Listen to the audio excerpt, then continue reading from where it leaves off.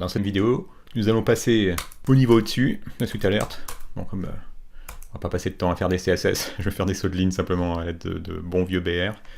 Et là, cette fois-ci, ce qu'on veut, c'est ouvrir une pop-up qui nous permettra de saisir du texte, et donc de pouvoir donner l'occasion à l'utilisateur de votre application de saisir du texte que vous allez récupérer. Alors là, la chose est à peine plus complexe.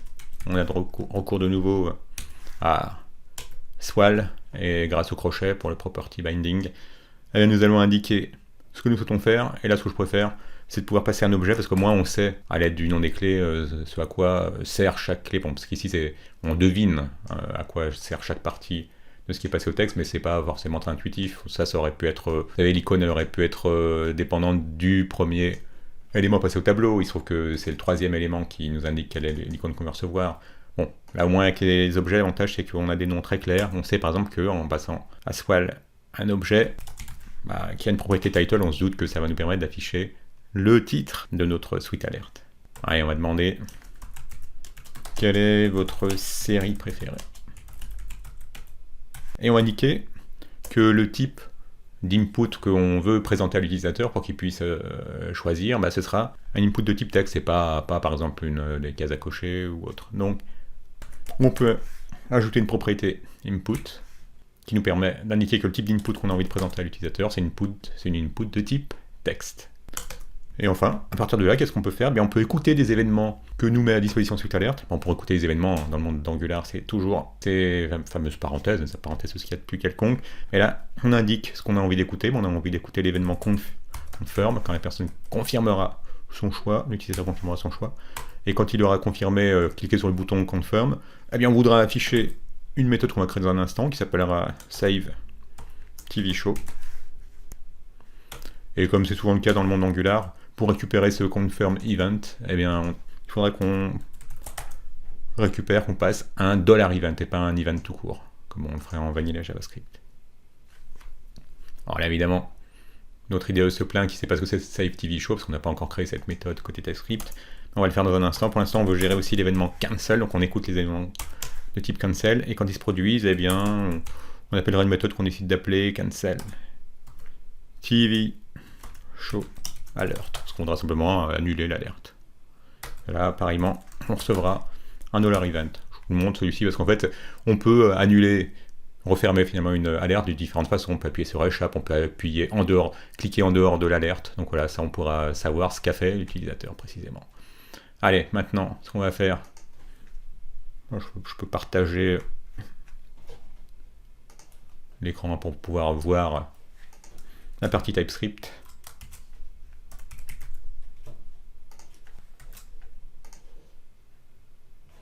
Donc côté TypeScript, il faut qu'on crée ces deux méthodes, puisque c'est parce qu'il ne les connaît pas, il ne les reconnaît pas. Donc on a cette méthode save TV show. Et on reçoit un event. Alors je vais vous montrer quel est cet event.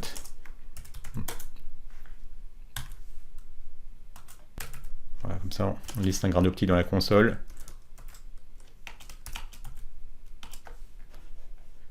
Et la deuxième méthode qu'il faut qu'on crée, c'est la méthode qui est appelée quand un événement cancel est intercepté.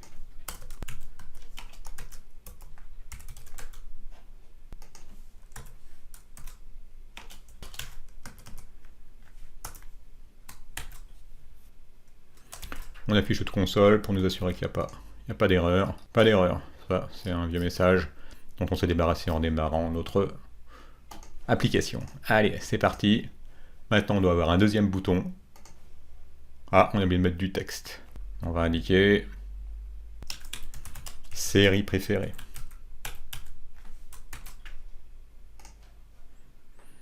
Et là, vous avez vu, le titre, ça correspond bien à ce qu'on avait indiqué en title, ici même, quelle est votre série préférée. Et on pourrait mettre aussi un point d'interrogation. Et l'input qu'on présente à l'utilisateur, c'est une input de type texte.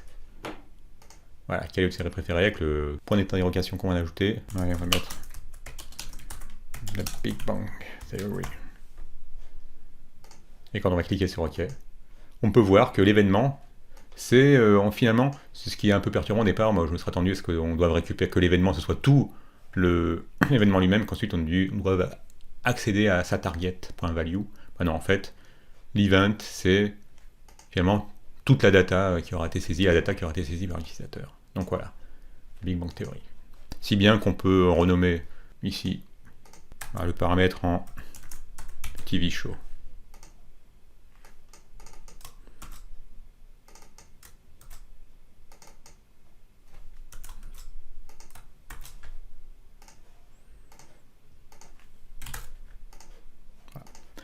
Et celui-ci s'agit de pouvoir sortir, enfin refermer l'alerte.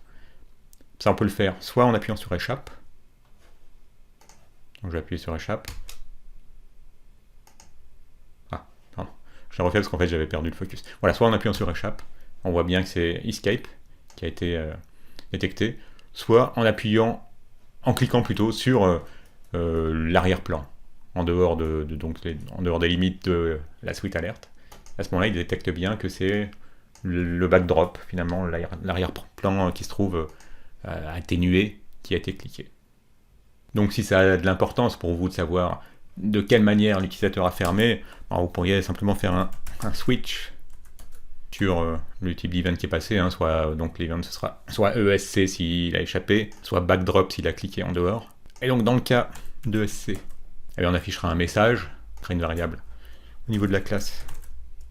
Un champ du coup. Donc on accédera via this point le message depuis n'importe quelle méthode donc pour indiquer que l'échappe a bien été pris en compte.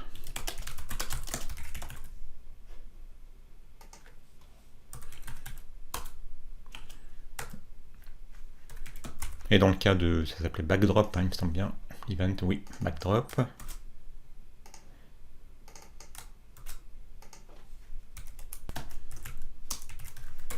Et bien le message indiquera simplement vous avez cliqué sur l'arrière-plan. Il faut qu'on échappe.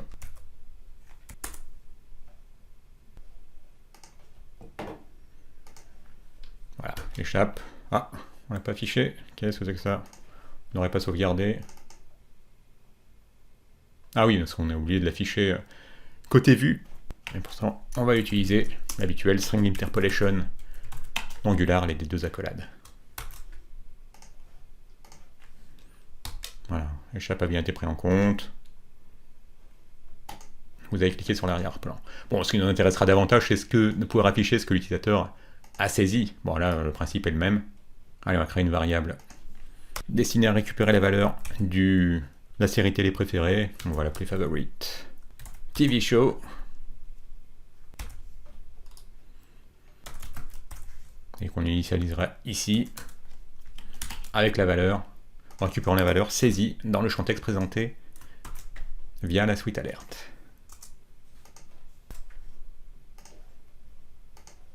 On met n'importe quoi, c'est juste pour... voilà.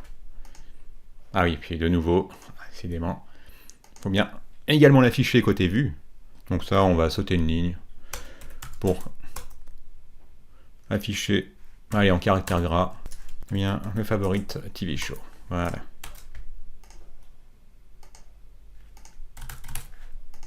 Et c'est le cas.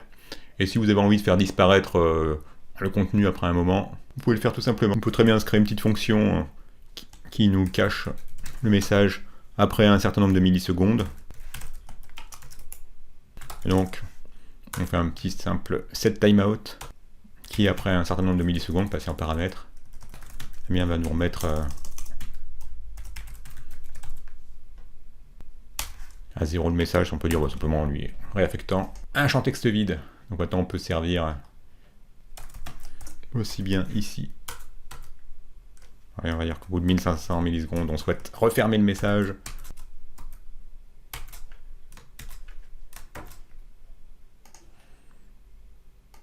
Voilà.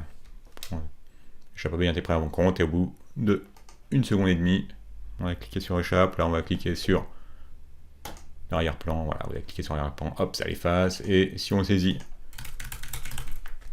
un titre, voilà, c'est bien pris en compte. On pourra également, si on voulait, le faire disparaître au bout de quelques instants, parce qu'en fait, l'objectif pour nous dans la prochaine vidéo, ça va être d'utiliser ce champ texte pour faire une requête vers l'API de The Movie Database. Bon, parce que c'est juste pour vous montrer une technique assez habituelle quand on veut faire disparaître des messages après un certain nombre de millisecondes. Donc voilà, si on récapitule, allez, la récupération des données Elle est finalement très simple. Avec Sweet Alert, il suffit d'écouter l'événement cancel qui est émis lorsqu'on clique sur échappe ou bien qu'on clique sur l'arrière-plan, et l'événement confirm qui lui est émis quand on appuie sur le bouton qui se trouve dans l'alerte, hein. Donc sur ce bouton OK. Et ensuite de créer des event handlers correspondants. Là on sait créer une méthode save TV show côté TypeScript qui reçoit la valeur qui a été saisie dans le champ texte. Et pareillement, quand un cancel event se produit, eh bien ça vous indique même quel est le type de quelle façon l'utilisateur a refermé l'alerte, soit avec escape, soit via la backdrop.